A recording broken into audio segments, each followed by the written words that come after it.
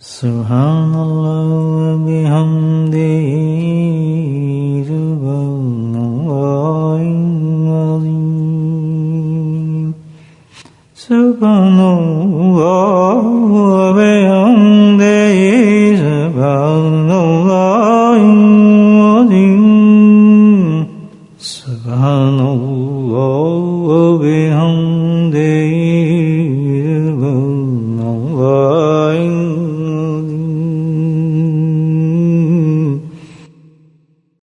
نحمده ونصلي على رسوله الكريم أما بعد قال الله تعالى في قرآن مجيد فأعوذ بالله من الشيطان الرجيم بسم الله الرحمن الرحيم إن الله وملائكته يصلون على النبي يا أيها الذين آمنوا صلوا عليه وسلموا تسليما اللهم صل على سيدنا مولانا محمد الجود والكرم اللهم صل على سيدنا مولانا محمد وآله الفاتحة اللهم صل على سيدنا مولانا محمد وعلى آله وصحبه وسلم أما بعد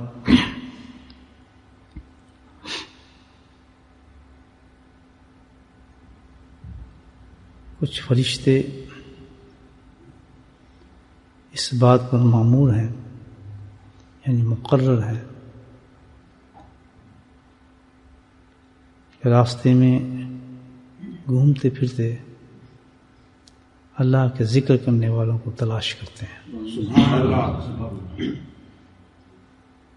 اور جب کوئی انہیں اللہ کا ذکر کرنے والی جماعت نظر آ جاتی ہے مل جاتی ہے تو پھر وہ دوسرے فرشتوں کو ایک دوسرے کو آوازیں مارتے ہیں کہ آؤ اپنی مقصود کی طرف آ جاؤ. مقصود سے مراد جس مقصد کے لیے اللہ تعالیٰ نے ہمیں مقرر فرمایا تھا وہ مقصد ہمیں مل گیا ہے، اب تم اس مقصد کی طرف آ جاؤ. تو پھر سارے فرشتے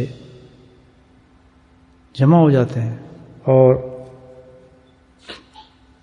آسمان دنیا تک ان ذکر کرنے والوں کو اپنے بازوؤں کے سائے میں ڈھانپ لیتے ہیں. سبحان اللہ.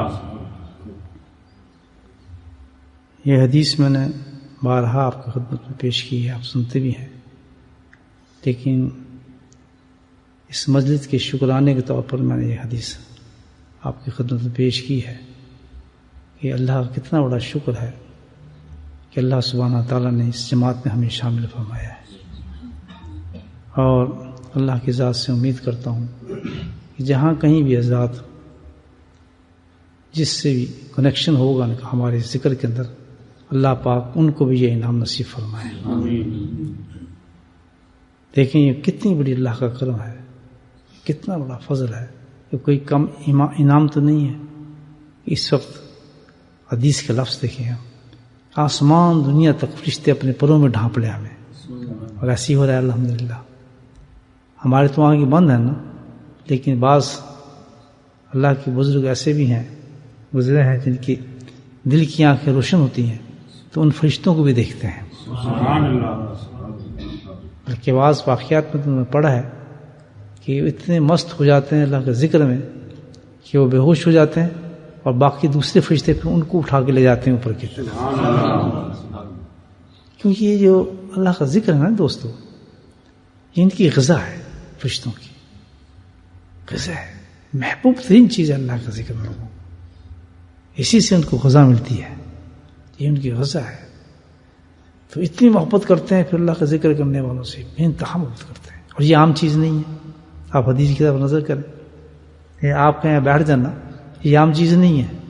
حدیث خود بتا رہی ہے اس وقت نبی کریم صلی اللہ علیہ وسلم زبان ورق سے لفظ نکلے ہوئے ہیں. پھر سنیں حدیث کہ اللہ سبحانہ تعالیٰ نے بعض فرشتوں کو، کچھ فرشتوں کو اس بات پہ معمور فرمایا ہے، مقرر فرمایا ہے کہ راستے میں گھومتے پھرتے، راستوں میں گھومتے پھرتے اللہ کے ذکر کرنے والوں کو تلاش کریں. اب یہاں ایک لفظ دیکھیں آپ، فرشتے تو آسمان پہ ان کی کیا نظر ہوگی، کتنی طاقت ہے. تو ساری دنیا کو 1 منٹ میں دیکھ سکتے ہیں، اڑ سکتے ہیں، پتہ چل سکتا ہے. 1,00,000 خاص لفظ حدیث میں ہے، اس پہ آپ سے غور کریں. حکم کیا فرمایا کہ ذکر کرنے والوں کو تلاش کریں. تلاش اس چیز کو کی جاتی ہے جو بہت کم ہو، گمشدہ ہو. تو یہ اتنی نایاب چیز ہے، اللہ کا ذکر میں جمع ہو جانا اتنا کم ہے کہ فرشتوں کو بھی تلاش کرنی پڑتی ہے. سبحان اللہ. آپ بتائیں کتنا بڑا اللہ کا کرم ہے. بہت کم لوگ اللہ کا ذکر کرتے ہیں. یہ حدیث بتا رہی ہے کہ فرشتوں کو، حالانکہ ذکر تو ایسی چیز ہے کہ کسی انسان کو اس سے نہیں بچنا چاہیے، لیکن آج حالات ایسے ہو گئے ہیں کہ فرشتوں کو بھی تلاش کرنا پڑتا ہے کہ کوئی ہے بھی اللہ کا ذکر کرنے والا، کوئی نہیں ہے. تو کتنی بڑی قیمت ہوگی اس جماعت کی جس کو وہ تلاش کر لیتے ہیں، ذکر کرتے ہیں. سبحان اللہ. سوچیں کوئی معمولی چیز ہے، کتنا بڑا اللہ نے انعام عطا فرمایا ہمیں، کس قدر بڑا انعام ہے کہ ہم اس جماعت کے اندر شامل ہیں. اس اتنی اہم جماعت میں شامل کر دی اللہ پاک نے کہ فرشتے بھی جن کو تلاش کرتے پھرتے ہیں. اور فرشتے جب تلاش کرتے ہیں بھائی، تو فرشتے جو ہیں عقل مند قوم ہے، بہت عقل مند قوم ہے. جس وقت وہ آپ کے پاس آئیں گے، ذکر میں شامل ہوں گے، لطیف قوم ہے نا، تو لطیف ہونے کے باوجود بھی، لطیف سمجھتے ہیں یعنی لائٹ ہے. لطیف کا یہ ہے کہ جس طرح ایک کمرے کے اندر 100 آدمی بیٹھتے ہیں تو لطیف کم ہوں گے تو 1,500 آدمی بیٹھ جائے گا، اس میں 5,000 بیٹھ جائے گا، اربوں بیٹھ جائے گا. تو فرشتے جو ہیں وہ نورانی مخلوق کے، اور لطیف اس کی حالت یہ ہے کہ ان کو بھی جگہ نہیں ملتی، آسمان دنیا تک چھا جاتے ہیں. اس کے باوجود کہ ان کے لیے کوئی سپیس، کوئی چیز نہیں ہے، لیکن اتنی سپیس بھر جاتی ہے لفظ حدیث کے، آسمان دنیا تک. اور ہر فرشتہ پھر کیا کوشش کرتا ہے کہ اپنے بازو میں ان کو چھپا لے.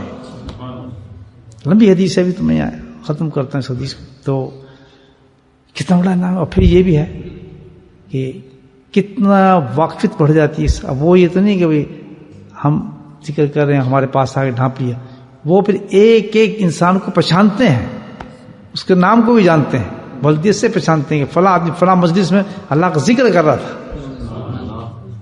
یہ فلاں شخص تھا. اور کہیں وہ بیچارہ کوئی مصیبت جا رہا ہے، ڈرائیو کر رہا ہے وہ، اور کہیں اس پہ مصیبت ٹلنے آنے والی ہے، اس ڈرائیونگ میں حادثہ ہونے والا ہے، کوئی پریشانی ہونے والی ہے، تو فرشتے جو ہمارے ساتھ ذکر میں شامل ہوتے ہیں وہ فوراً اللہ سے دعائیں کرتے ہیں، اللہ تعالیٰ اس کو بچائیے. تو وہ آدمی جس نے ہمیں غذا دی. سبحان اللہ. اکثر اللہ کا ذکر کرنے والے لوگ جو بڑے اس سے بچ جاتے ہیں.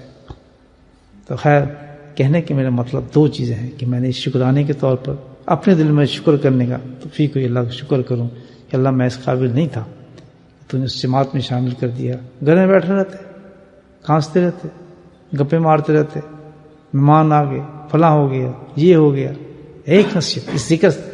اب میں آپ کو تو یہ عرض کروں گا ضرور کہ دیکھ رہے ہیں، ہوشیار رہیں، بہت ہوشیار رہیں اس حدیث سننے کے بعد، کہ جب بھی کبھی اللہ کے ذکر کی کوئی مجلس نصیب ہو، سستی نہ کرنا. اور بات ہے کہ مجبوری ہو جائے، شرعی یعنی اٹھ نہیں سکتے یا آ نہیں سکتے، یا بیماری ہوگی یا کوئی بہت بڑی رکاوٹ ہوگی، بھاگتے ہوا نہ پتہ چلے کہ اللہ کے ذکر کی مجلس ہو رہی ہے. اور یہ حدیث میں نے آپ کو 2 دفعہ پڑھ کے سنائی ہے کہ جس وقت شیطان روکنے لگے اس مجلس سے، اللہ کے ذکر کی مجلس سے، چھوڑ یار کیا جانا، فوراً اس حدیث کو ذہن میں لے آنا، فوراً لے آنا کہ اتنا بڑا زندگی کا میرا کیا پتہ ہو سکتا ہے جو فرشتے ہمیں ڈھانپیں گے.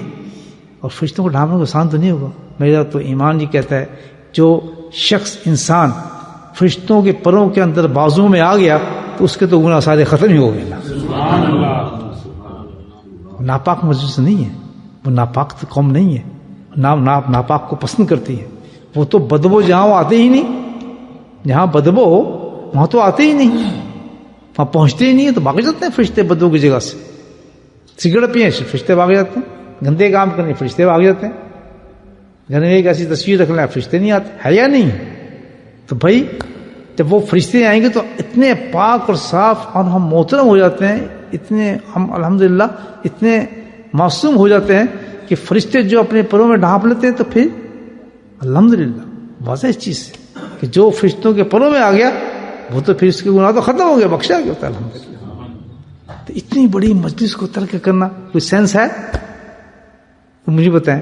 پھر پہنچ بھی سکتے ہیں, گاڑی بھی ہے, تھوڑی دیر بھی ہے.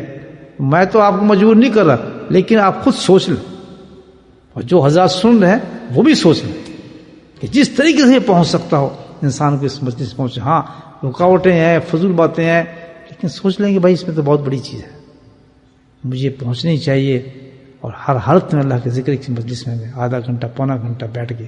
یہ تو صرف ابھی شمولیت کی بات ہے, باقی جب پھر وہاں ذکر ہوگا اس کے انعامات کو الگ ہی ہیں, پھر اس کے کیا بیان کیا سکتے. تو یہ ہمیشہ آپ یاد رکھیں کہ یہ ایک ہی راستہ ہے اللہ کا ذکر کا. جتنے بھی اولیاء اللہ بنے, جس نے بھی اللہ کو پایا اس نے اللہ کے ذکر سے پایا. یہ ایک سیڑھی ہے جس سے انسان اللہ کی طرف رجوع کرنا شروع ہو جاتا ہے. اللہ پاک ہمیں توفیق دے. اور میں تو بعض دفعہ ایسا تھا کہ یہ حدیث سناتے ہوئے بعض بزرگ بے انتہا گریہ کرتے تھے, رو پڑتے تھے کہ اللہ تعالیٰ کتنا بڑا تیرا کرم ہو رہا ہے کہ اس وقت ہماری حالت کیا ہے, ہمیں ہیں کا, ہم کس پوزیشن کے اندر ہیں. اگر اینک لگا کے دیکھ لیں دل کی آنکھوں سے تو اب دیکھیں ہم کس پوزیشن میں ہیں کہ ساری دنیا سے فرشتے جتنے انہوں نے ہمیں ڈھانپا ہوا ہے اپنی رحمت کے اندر. بتائیں کتنا بڑا انعام ہے اس وقت اللہ تعالیٰ کا. میرے بھائی, اللہ تعالیٰ ہمیں اس پہ آنے کی بار بار توفیق دے, اور الحمدللہ ذکر سے محبت بھی کریں, وقت پہ ذکر بھی کریں. آپ نے جو ذکر سیکھا ہے اس سے بھی رغبت رکھیں.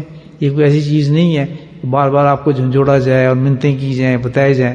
یہ تو کوئی ایسی چیز نہیں ہے. یہ دنیا کی ہر چیز سے قیمتی چیز ہے, ہر مٹھائی سے زیادہ میٹھی ہے, ہر ڈش سے زیادہ.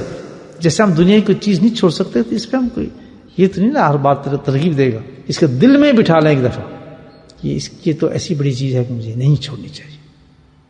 بس ایک تسبیح ہو جائے, 2 تسبیح ہو جائے, 10 منٹ ہو جائے, 5 منٹ ہو جائے, منٹوں کا شمار نہیں ہے. ایک دفعہ بھی اللہ کا بیٹھ کے. ہمارے حضرت فرماتے تھے کہ اپنے معمول کو قائم رکھنا. اگر اتنا ٹائم بھی نہیں ہے تو بیٹھ کے جلدی جلدی کہہ لو اللہ اللہ اللہ, یہ ذکر ہو جائے گا پورا, ذاکری میں شامل ہو جائیں گے. وہ ساری وہ کیفیت جو ہے کہ اس نے ذکر کیا ہے, فرشتے اتر آئیں گے.